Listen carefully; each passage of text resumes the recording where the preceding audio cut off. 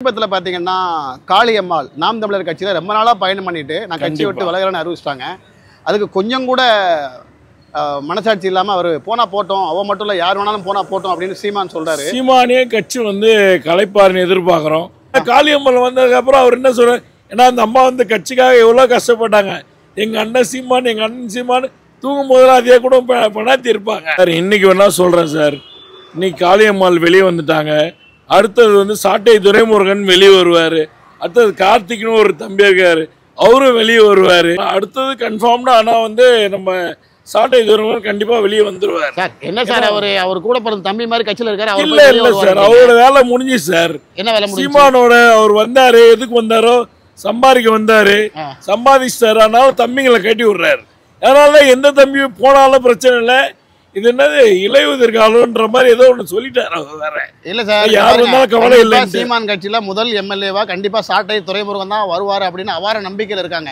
இல்ல சார், அவரு அவங்க தலைவரே வர மாட்டாரு. அப்புறம் அவர் எப்படி சார் வருவாரு? ஏன் சார் அவரே திமுக வர மாதிரி இருக்காரு. யாரு? ஏன் சாட்டை துரைமுருகன். அப்புறம் எப்படி சார் இப்ப காளியம்மா வர்றதா பேசிக்கிட்டு இருக்காங்க. அடுத்தது இவர் வர்றதுக்கான வாய்ப்பு இருக்கு சார். 100% வருவார் சார். நாம் தமிழர் ஒரு 5 வருஷம் சேலஞ்ச் பண்ணி சொல்றேன். வாய்க்கு வந்தாலும் பேசாதீங்க, அந்த மாதிரி வாய்ப்பே கிடையாது சார். 2026 தேர்தல்ல சாட்டை துரைமுருகன் கண்டிப்பா வருவார். நம்ம சீமானோட கட்சியே கலைஞ்சிரும். கட்சியே இருக்காது. ஆமா சார், கஷ்டப்பட்டு உருவாக்குன கட்சி சார். நீங்க வாய்க்கு வந்தது பேசாதீங்க.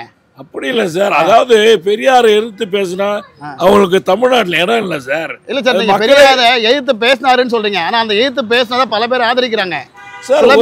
ஆதரிப்பாங்க சார். இன்னைக்கு பெரியாரை வச்சுதான் திமுக இன்னைக்கு அதான் சார். யங்ஸ்டர்ஸ் கூட விஜய் கட்சியில போனா கூட அவங்க நிறைய பேர் சொல்றாங்க பெரியார் ஒண்ணு சார். இவர் பெரியாரை பத்தி பேசினால நான் வெளியே போறேன்னு சொல்லிட்டு போனவங்க எல்லாமே போலியானவங்க சார். அதுக்காக போகல சார். இல்ல புதுசா கட்சி தொடங்கிட்டாங்க, அங்க போனா தேர்தல் கிடைக்கணும் போயிருக்காங்க. தேர்தல்ல பாக்கலாம் சார். 2026 தேர்தல்ல ஏன்னா நம்ம பேசி ஆர்குமெண்ட் தான் அது. அவருக்கு நம்ம ஆர்குமெண்ட்டுக்காக நான் சொல்ல சார். நான் என்ன சொல்றேன் கேட்டீங்கன்னா, நீங்க மைக்க புடிச்சிங்கன்றதுக்காக சாட்டை துரைமுருகன் கட்சி விட்டு போறான்னு சொல்றாரு. அநியாயம் சார். இல்ல ஏன்னா காளியம்மாள் வந்ததுக்கு அப்புறம் அவர் என்ன சொல்றாரு, ஏன்னா அந்த அம்மா கட்சிக்காக எவ்வளவு கஷ்டப்பட்டாங்க. எங்க அண்ணன் சீமான் தூங்கும் போதெல்லாம் அதே கூட பணாத்தி இருப்பாங்க. ஆனா இன்னைக்கு சாட்டை துரைமுருகன் வெளியே வர்றதுக்கான வாய்ப்பு அதிக அளவுல இருக்குன்னு சொல்லிட்டு உங்களோட மீடியா மக்கள் தான் சொல்றாங்க. நாங்க சொல்லல ஒன்றும்.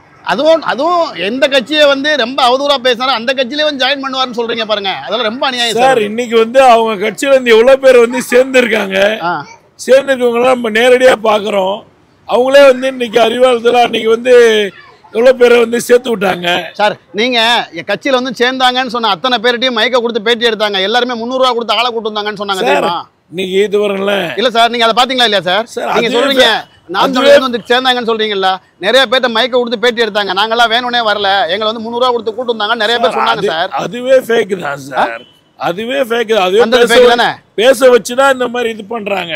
300 ரூபா கொடுத்தாங்க நீங்க சொல்லுங்க அப்படின்னு தான் சொல்றாங்களே தவிர நம்ம அடிப்படையில இருந்து வந்தவங்க சொல்லி வச்சு பேசுறதும் நமக்கு தெரியும் சார். பார்த்தாலே சார் தெரியாம வரவங்களாம் யாரும் கிடையாது சார். நீங்க வேலை வெட்டி விட்டு 200 ரூபாய்க்குலாம் வரவங்க யாரும் கிடையாது. தமிழக மக்கள் சுயமரியாதையோட வராங்க. சரிங்களா? உங்க வீட்டான வருவாங்க, நீங்க கூப்பிட்ட அக்கம் பக்கத்துல வருவாங்க. சீமானே கட்சி கலைப்பாருன்னு எதிர்பார்க்கிறோம். கலைச்சிட்டு திமுக சேர்ந்தாருன்னா நாங்க சேர்த்துக்கு தயார் தான். பட் ஒரு தம்பி அன்னைக்கே சேலம் மாவட்டத்தில் தம்பி சபரின்னு ஒருத்தர் இளைஞர் நீ துணை அமைப்பாளர் நினைக்கிறேன், அவரும் விலகி இருக்காரு. எல்லாருமே சீமான கூடாருமே காலியாக இருந்தா நினைக்கிறேன். ஏன்னா அவரோட செயல்பாடு சரியில்லை, அவரோட பேச்சும் சரியில்லை. இன்னும் எல்லாமே குறையறதுக்கான வாய்ப்பு இருக்குது. காளியம்மாள் திமுகவில் வர்றதை பற்றி சொல்லிக்கிட்டு இருக்காங்க. வந்தாங்கன்னா திமுக யாராக இருந்தாலும் வரவேற்பாங்க. இல்லை அவங்க திமுக வரதை பற்றி பேசாமல் விஜய் கட்சிக்கு போகிற மாதிரி பேசிட்டு இருக்காங்களே. யாராக இருந்தாலும் தேர்தலில் பார்க்கலாம் சார். காளியம்மாள் எந்த பக்கம் போனாலும் யாருக்கும் ஒன்றும் பிரச்சனை இல்லை. அவங்க வர்றதை பொறுத்து நம்ம பார்க்கலாம். எந்த பக்கம் போகிறாங்க, எந்த பக்கம் வராங்கன்னு. எந்த பக்கம் போனாலும் சந்தோஷம் தான் சார். இவ்வளோ பேர் கட்சியிலேருந்து வெளியே வந்துட்டு இருக்காங்க. சீமான் அவர்கள் ஏன் சார் இப்படி ஒரு பொறுப்பே இல்லாமல் இருக்காருன்னு நினைக்கிறீங்களா? சார் அதுதான் சார், அவர் பேச்சு பிடிக்கலன்றாங்க. அன்னைக்கு ஒரு பேச்சு பேசுகிறார், இன்னைக்கு ஒரு பேச்சு பேசுகிறாரு. கேட்டால் நான் இது வரைக்கும் புத்தகம் படிக்கல, இப்போதான் படித்து தெளிவானே, இது ஹிஸ்ட்ரி எடுத்து தருவா, ஜியாகிரபி எடுத்து தருவான்னு சொல்கிறாரு. இப்போ நாளைக்கு அவரே கூட அவர் திட்டிப்பார். ஏன்னா அவர் ஒரு பைத்திய நிலையில் இருக்கிறார். கோளாறு பிடிச்சிருச்சு. இல்லை சார், இன்னைக்கு மாவட்ட செயலாளர்களே வந்து விலகிற அளவுக்கு கட்சியை விட்டு போகிறாங்க அப்படின்னா அதுக்கு கூட அவர் வருத்தப்படுற மாதிரி தெரியல. இது எப்படி பார்க்குறீங்க நீங்கள்?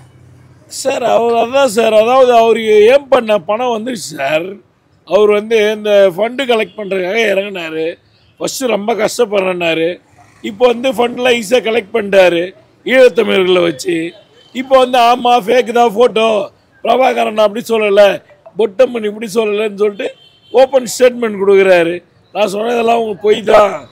ஏன்னா அவரே பேசி சிரிச்சு பாருங்க, ஒரு சிரிப்பு மக்களை நம்பணுன்றதுக்காக. மக்கள் தம்பிங்கெல்லாம் வந்து நம்பி ஏமாந்து போனாங்க.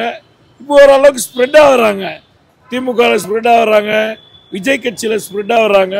எந்த பக்கம் போனாலும் 2026 தேர்தலில் சந்திக்கலாம் சார். இல்லை சார், இப்போ வந்து கட்சியிலேருந்து வெளியே போகிறவங்க எல்லாம் சீமானோட கொள்கைகள் பிடிக்காம போகிறாங்களா, இல்லை எலெக்ஷன் வரப்போகுது வேற கட்சியில் சேர்ந்தா நமக்கு சீட்டு கிடைக்குன்னு போகிறாங்களா?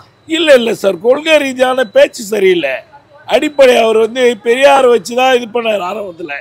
இப்போ பெரியார் ஒரு மண்ணே இல்லை அப்படின்ட்டார். பெரியாரை எதிர்க்கிறவங்களாம் வந்து நீ விஜய் கூட வந்திருக்காருன்னு வச்சுங்களேன், பெரியாரை எம்ஜிஆரை எல்லாம் கொள்கையாக கொண்டு தான் வந்திருக்காரு. சரிங்களா? இன்றைக்கி பெரியார் ஏன்னா அவங்கள வந்து மூத்த அரசியல்வாதிகள், அவங்க பார்த்து தான் இன்றைக்கி நம்ம வந்து எல்லாருமே வந்துட்டுருக்கோம்.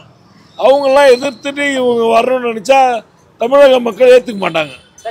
தொடர்ந்து ஆடியோ லீக் ஆகுது இல்ல நாம் தமிழர் கட்சியை பொறுத்து. ஆமா ஆமா ஆமா, அதுக்கு திமுக தான் காரணம்ன்றாங்க. இந்த ஆடியோ எல்லாம் சாட்டை துரைமுருகனோட மொபைல்ல இருந்து தான் வெளியே வருது.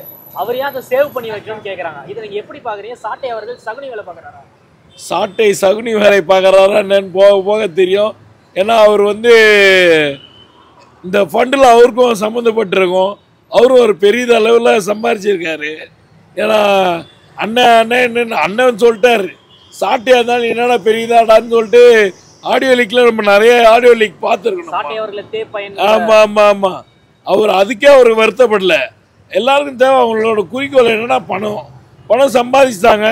மாவட்ட செயலாளர்லாம் ஓரளவுக்கு பணம் செலவு பண்ணி இறந்துட்டாங்க. இனிமே இருந்து பிரோஜனம் இல்லை, இவரோட பேச்சு சரியில்லைன்னு சொல்லிட்டு வெளியே வராங்க சார். கண்டிப்பாக 100% வெளியே வர்றதுக்கான வாய்ப்பு இருக்குது சார். எல்லாருமே செல்ஃப் ரெஸ்பெக்ட்ன்றது எல்லாருமே எதிர்பார்ப்பாங்க. எல்லாருமே திட்டினா யாரும் இருக்க மாட்டாங்க சார். சுயமரியாதை உள்ள இயக்கம் தான் நம்ம ஜனநாயக நாட்டில் எல்லாருமே இருக்காங்க. ஒருத்தனை திட்டி தான் அவனை வந்து பொழப்பு நடத்தினா யாரும் இருக்க மாட்டாங்க. எந்த அளவுக்குன்னு பார்க்கலாம். இல்லை சார், நீங்கள் திட்டுறாங்கன்னு சொல்கிறீங்க, அவர் என்ன சொல்கிறாரு, என் தம்பிங்க என் கூட பிறந்தவங்க நான் உரிமையோட திட்டுறேன்னு சொல்கிறாரு. சார் என்ன கூட பிறந்த அண்ணனாக இருந்தாலும் எல்லாம் ஒரு அளவுக்கு தானே சார். எல்லாருமே கூட பிறந்த அண்ணன் தம்பியாக இருந்தாலும் ஒரு அளவுக்கு தான் ஏற்றுப்பாங்க. எல்லாரும் அவங்க திட்டுறாங்கன்றதுனால மானரோஷத்தை விட்டு எல்லாம் ஏற்றுக்க மாட்டாங்க. அவருக்கு பணம் வர அளவுக்கு வந்துட்டு இருக்கோம், அதனால் கொஞ்சம் வெளியே வர்றாரு, அவ்வளோதான், வேற ஒன்றும் இல்லை. நீங்கள் என்னமோ சொன்னீங்களா ஆரம்பத்தில், சீமான் வந்து கட்சியை கலைச்சிட்டு டிஎம்கேவோட சேர போகிறாருன்னு. திமுகவில் சேர்ந்தாலும் நாங்கள் ஏற்றுப்போம் தான் சொல்கிறோம். இன்றுமே திமுக தலைவர் கூட சொல்லியிருக்காரு, யார் வந்தாலும் திமுக கதை திறந்திருக்கோ, யார் வந்தாலும் அன்போடு ஏற்றிப்போம் அப்படின்னு. சார், இன்னைக்கு அவர் அதிகமாக அட்டாக் பண்ணுறதே திமுகவை தான், கழிவுகளை ஊற்றுறதே திமுகவை தான். அப்படி இருந்தால் கூட அப்படி ஒரு மனுஷன் கட்சியை கழிச்சு வந்தாலும் மக்கள் வந்து அவரோட வியூஸை பார்க்கணுன்னா கண்டிப்பாக கழிவு ஊற்றி தான் சார் ஆகணும். ஏன்னா வந்து இன்னைக்கு தொலைக்காட்சியை திறந்தாலே சீமான் பண்ணுறோன்னா எங்களை வந்து ஆளுங்கட்சி வந்து அவர் எதிர்த்து பேசணும். அப்படி பேசுனா தான் வந்து நாங்கள் அவரை பற்றி ஒரு ஆளாகவே கண்டுக்கல சார். சரிங்களா? இன்றைக்கி என்னென்னா எங்களுக்கு வந்து மக்களுக்கு தேவையான நடைமுறை என்னென்னவோ சிஎம் வந்து அதை தான் பார்த்துக்கிட்டு இருக்கார். அவரை பார்க்குறது நம்மளுக்கு வேலை இல்லை. கேட்டாங்கன்னா அதுக்கான பதில் கொடுக்குறோம், அவ்வளோதான்.